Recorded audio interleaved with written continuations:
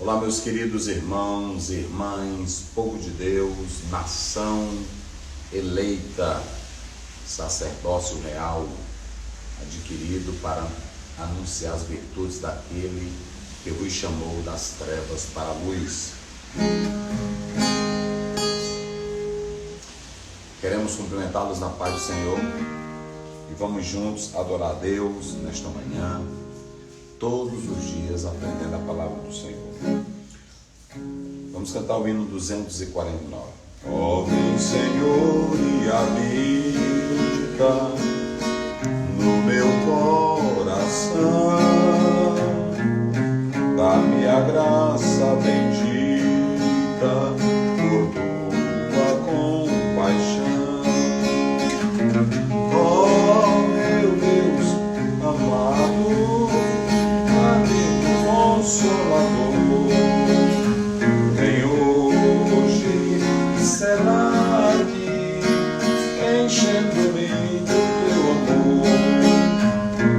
Dia de paz e de gozo eu puder escutar, quando Jesus glorioso minha alma batizar.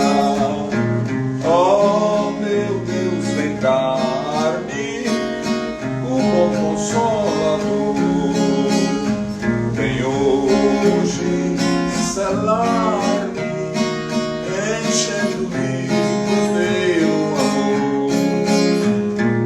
do teu amor puro e santo, sempre falarei, mesmo com dor e com pranto, a Cristo louvarei. Ó, meu Deus, vem dar-me um dom do Consolador, vem hoje selar-me, enchendo-me do teu amor. Oh Deus, te peço agora, ouve-me, Senhor, batiza-me nesta hora no teu Consolador. Oh meu Deus, vem dar-me o dom do Consolador, vem hoje selar-me, enchendo-me do teu amor.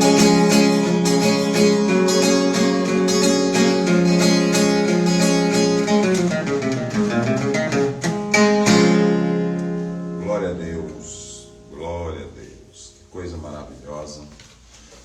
Muito bem, meus irmãos, nós vamos ler a palavra de Deus. A nossa leitura hoje, ela continua, aqui no capítulo de número 36. Estaremos lendo os versos que ontem nós paramos. Aqui nós ficamos 36. Vamos lá. Capítulo 36 de Êxodo. Nós falamos aí até do verso 8, agora vamos ler o verso 9. Aliás, ficamos no 8, né? Foi isso. 36, 8 em diante. Assim todo sábio de coração entre os que faziam a obra fez o tabernáculo de 10 cortinas de linho fino torcido, e de pano azul e de púrpura carmesim, com querubins da obra mais esmerada as fez.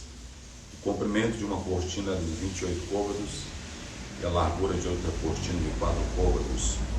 Todas as cortinas tinham a mesma medida. E ligou 5 cortinas uma com a outra, e as outras 5 cortinas ligou com a outra. Depois fez laçadas de fio azul na borda da última cortina do primeiro agrupamento. Assim também fez na borda da primeira cortina do segundo agrupamento. 50 laçadas fez numa cortina e 50 laçadas fez na cortina de extremidade do segundo agrupamento. Estas laçadas eram contrapostas uma com a outra. Também fez 50 colchetes de ouro, e com estes colchetes uniu as cortinas uma com a outra, e foi feito assim o tabernáculo. Fez também cortinas de pelos de cabras para a tenda sobre o tabernáculo. De 11 cortinas a fez. O comprimento de uma cortina era de 30 côvados e a largura de uma cortina de 4 côvados. Estas 11 cortinas tinham a mesma medida. E ele uniu 5 cortinas à parte e 6 cortinas à parte. E fez 50 laçadas na borda da última cortina do agrupamento. Também fez 50 laçadas na borda da cortina do outro agrupamento. Fez também 50 colchetes de metal para juntar a tenda, para que fosse uma. Fez também para a tenda uma coberta de peles de carneiro de tinta vermelha e por cima uma coberta de peles de texugo. Também fez tábuas levantadas para o tabernáculo de madeira de cetim. O comprimento de uma tábua era de 10 côvados e a largura da tábua era de 1,5 côvado. Cada tábua tinha 2 coiceiras pregadas uma com a outra. Assim fez com todas as tábuas do tabernáculo. Assim, pois, fez as tábuas para o tabernáculo, 20 tábuas para a banda do sul. E fez 40 bases de prata debaixo das 20 tábuas. 2 bases debaixo de uma tábua para as suas 2 pulseiras e 2 bases debaixo de outra tábua para as suas 2 coiceiras. Também fez 20 tábuas do outro lado do tabernáculo da banda do norte, com as suas 40 bases de prata, 2 bases debaixo de uma tábua e 2 bases debaixo de outra tábua. E ao lado do tabernáculo para o ocidente fez 6 tábuas. Fez também 2 tábuas para os cantos do tabernáculo aos 2 lados, as quais estavam juntas debaixo e também se ajuntavam por cima com uma argola. Assim fez com elas ambas nos 2 cantos. Assim eram 8 tábuas com as suas bases de prata, a saber, 16 bases, 2 bases debaixo de cada tábua. Fez também barras de madeiras de cetim, 5 para as tábuas de um lado do tabernáculo e 5 barras para as tábuas do outro lado do tabernáculo. E outras 5 barras para as tábuas do tabernáculo de ambas as bandas do ocidente. E fez que a barra do meio passasse pelo meio das tábuas de uma extremidade até a outra. E cobriu as tábuas de ouro e as suas argolas, os lugares da barra, fez de ouro. As barras também cobriu de ouro. Depois fez o véu de pano azul e de púrpura, de carmesim, de linho fino torcido, de obra esmerada. O fez com querubins. Fez-lhe 4 colunas de madeira de cetim e as cobriu de ouro. E 6 colchetes fez de ouro e fundiu-lhes 4 bases de prata. Fez também para a porta da tenda o véu de pano azul e de púrpura, e de carmesim, e de linho fino torcido, da obra de bordador, com as suas 5 colunas, e os seus colchetes, e as suas cabeças, e as suas molduras, cobriu de ouro, e as suas 5 bases eram de cobre. Fizemos aí a leitura bíblica, um pouco extensiva, porque não dava para separar os versículos, porque se trata de um texto que está conectado. E aqui nós vamos falar sobre a construção do tabernáculo. Eu coloco aqui para os irmãos acompanharem a construção do tabernáculo. Ok? A construção do tabernáculo. Por que nós fizemos a leitura de todos esses versículos e não especificando versículo por versículo? Porque esse capítulo aqui é a repetição do capítulo 26, 1 a 37. Quando fizemos a análise do capítulo 26, 1 a 37, expusemos detalhadamente todo esse material aqui do tabernáculo.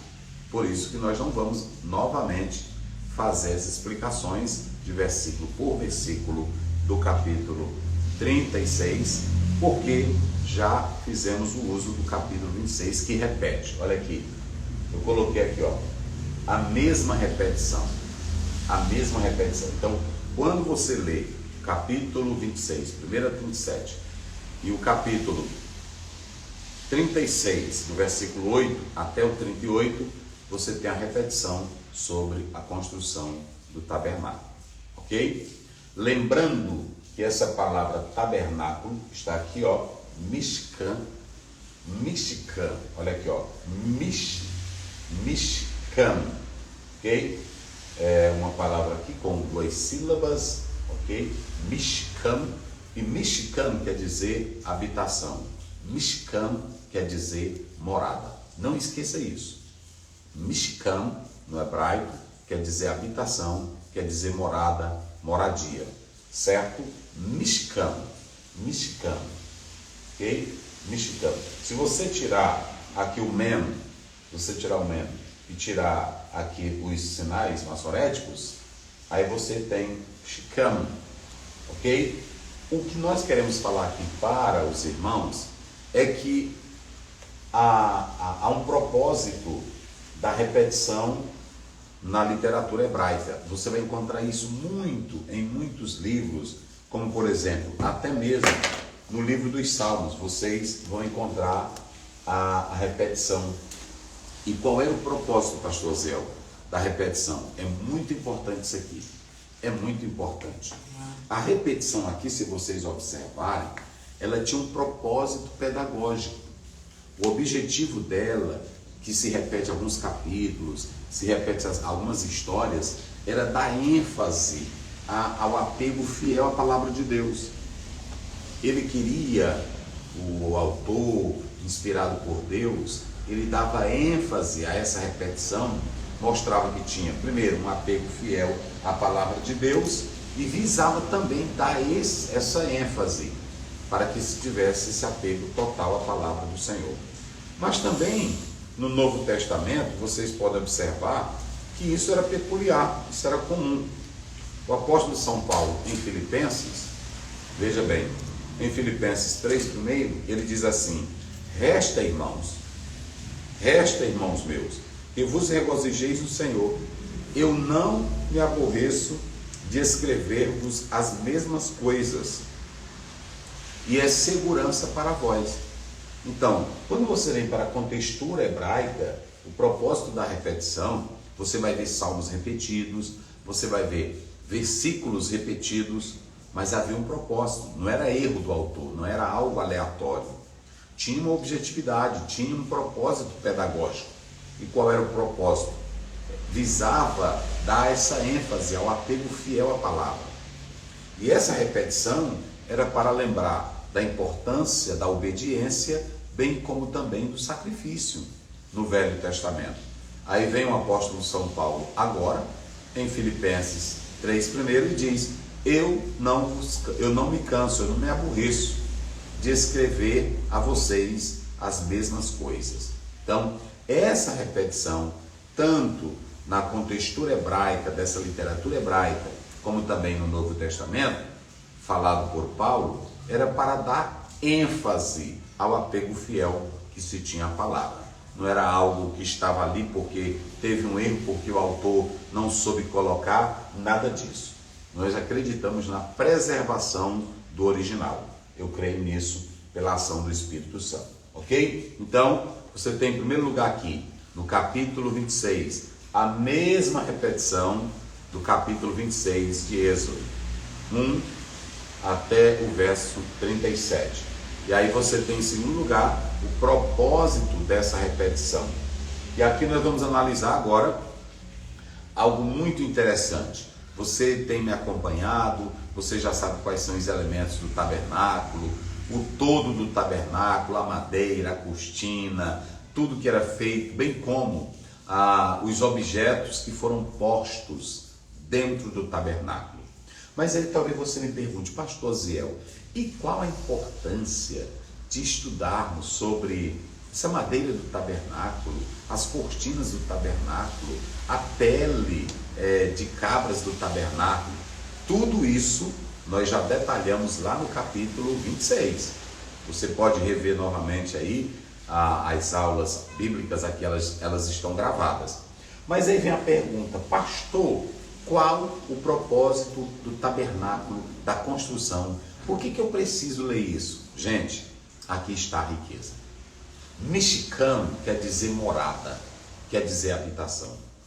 Vocês sabiam que quando Deus criou o primeiro tabernáculo, porque nós sabemos que o tabernáculo era uma tenda móvel, que ela se mudava de lugar para lugar, levado pelos homens de Deus, mas era, na verdade, a primeira prova de Deus morando com o homem. Meus irmãos, Deus é maravilhoso. Deus é maravilhoso. Mexicano quer dizer morada, quer dizer habitação. Mesmo Israel, falho, pecando, desobedecendo, mas Deus morava ali com eles. Mesmo aquela humanidade caída, fracassada, marcada por rebeldia, Deus estava morando ali com eles. Isso aqui é maravilhoso, gente. Isso aqui é maravilhoso. E isso aqui tem uma lição grandiosa, porque o tabernáculo, quando Deus diz, faça o tabernáculo, Moisés, o tabernáculo vai durar até a construção do templo. Depois passa o templo construído por Salomão. Mas enquanto isso era uma cabanazinha, era uma cabana removível, mas ela estava ali. E qual era o propósito daquele tabernáculo? Mostrar que Deus estava no meio daquele povo. Um povo cheio de falhas, um povo cheio de fracasso, um povo cheio de pecado, mas Deus estava lá. Estava dizendo, eu estou aqui expressando o meu amor por vocês. Deus morando com aquele povo que era pecador, que era rebelde, que era teimoso, desobediente, mas a presença de Deus estava lá. Isso expressava o amor de Deus. É como hoje, até que a igreja seja levada para o céu, o Espírito Santo está em nós, Cristo está em nós, e nós estamos aqui expressando o amor de Deus. Você tem a oportunidade, naquele tempo, lá no deserto, qualquer israelita poderia se voltar para Deus. O tabernáculo estava lá, expressando em primeiro lugar o amor de Deus. Foi a primeira forma para aquela humanidade, para aquele povo caído, rebelde. Deus disse assim, eu estou aqui com vocês. Isso aqui é lindo, gente. Isso aqui é lindo. Há um ensino calvinista que diz que ninguém perde a salvação e não é por qualquer pecado que Deus se afasta da pessoa. Deixa eu dizer uma coisa. Não é por qualquer pecado que Deus se afasta logo de nós. Ele fica batalhando por nós, até o dia que nós cedemos para Ele. Isso está em 1 Coríntios. Quando você lê, o apóstolo São Paulo começa aquela carta para uma igreja que era cheia de defeitos, que era uma igreja errada. Ele começa mostrando que ela está em Deus, mostrando que ela está em Cristo, mostrando que ela tem dons. Por que Paulo fez aquilo? Se a igreja estava levando os membros da igreja, alguns membros, levando outros para os tribunais, estavam errando nos dons, não estavam valorizando a ceia, estava tendo incesto. E por que Paulo chamou aquela igreja de igreja de Cristo? Porque ele acreditava que a presença de Jesus estava lá e poderia mudá-los. Vocês estão vendo como é o amor de Deus? A graça de Deus? Então, na construção desse tabernáculo, era Deus morando com os homens. Só que aquele tabernáculo era uma representação, não era realmente a presença de Deus, mas representava a presença de Deus. E o tabernáculo expressava o amor de Deus. Mesmo o povo desobediente, caído, mas o tabernáculo estava lá. O tabernáculo estava lá. Agora tem uma outra coisa. Isso aqui vai apontar para o tabernáculo visível que haveria de vir. Como nós falamos que isso vai acontecer, sabe aonde? Em João 1,14. E o verbo se fez carne e habitou entre nós. Vocês sabem qual é a maior glória do tabernáculo? Nós falamos que está expressando o amor de Deus, mas era para esse tabernáculo que os judeus se dirigiam. O tabernáculo representava Deus. Chegando ali, havia um envolvimento do indivíduo com o tabernáculo e do tabernáculo com o indivíduo. Sabe o que Paulo diz? Quando Jesus Cristo veio, nós fomos envolvidos nele e ele envolvido em nós. Por isso que ele diz lá em Colossenses 3, que nós estamos escondidos com Cristo em Deus. Por isso que Jesus diz, eu e o Pai somos um. Eles também, ó Pai, em nós. Ou seja, o Cristo que agora é o tabernáculo visível, que se manifesta, que vem para a humanidade e habita entre nós. Nós somos envolvidos nesse tabernáculo.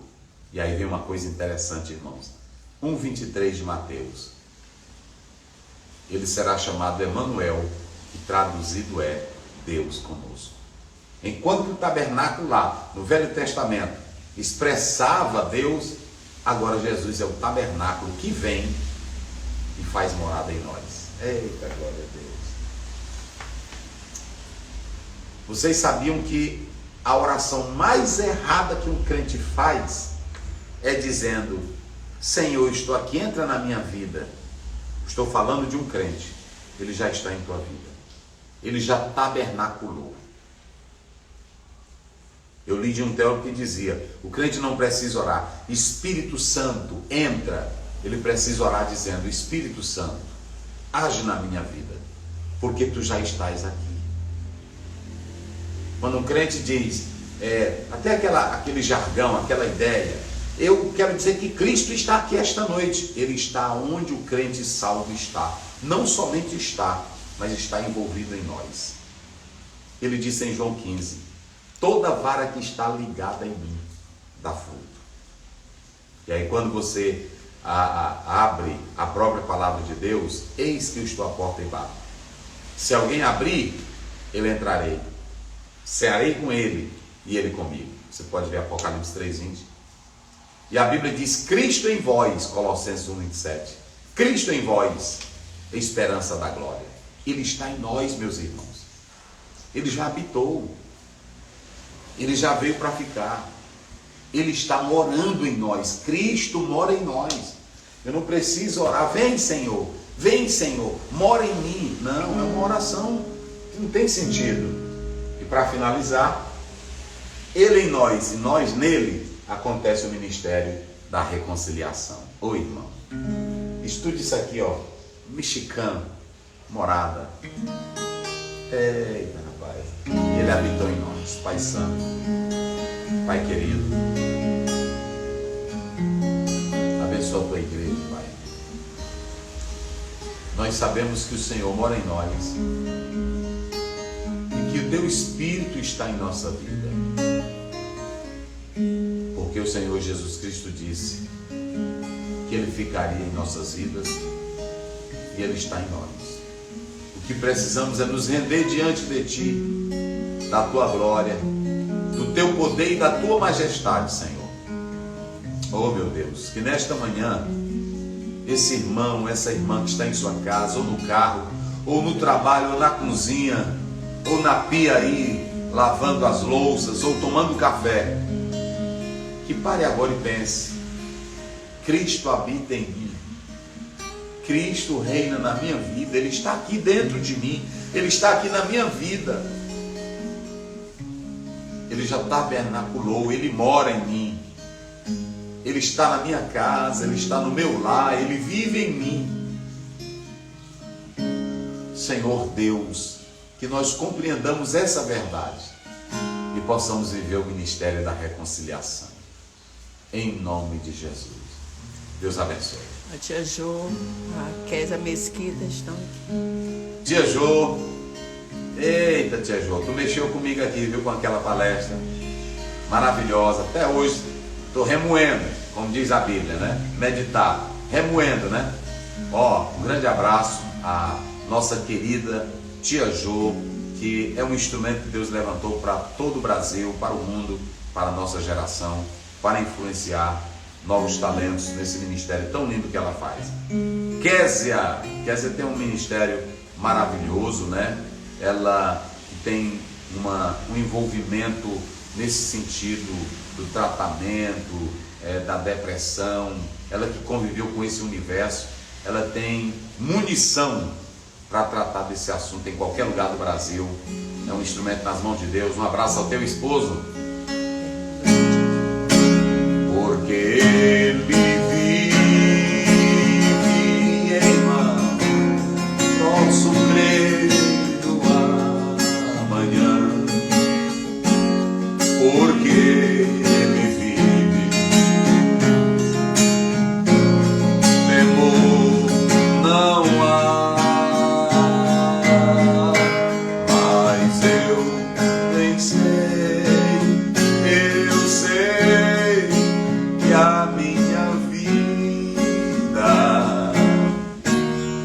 está nas mãos de meu Jesus que vivo está. Ele está em nós, Ele vive em nós, meus irmãos. Creia. Mateus 28:20, eu estou convosco todos os dias até a consumação de casa. Até a consumação dos séculos, está em nós. Não precisa você pedir para Ele passar lá em casa, Ele está na tua casa. Jesus não passa férias na nossa casa, Ele mora em nossa casa. Deus te abençoe.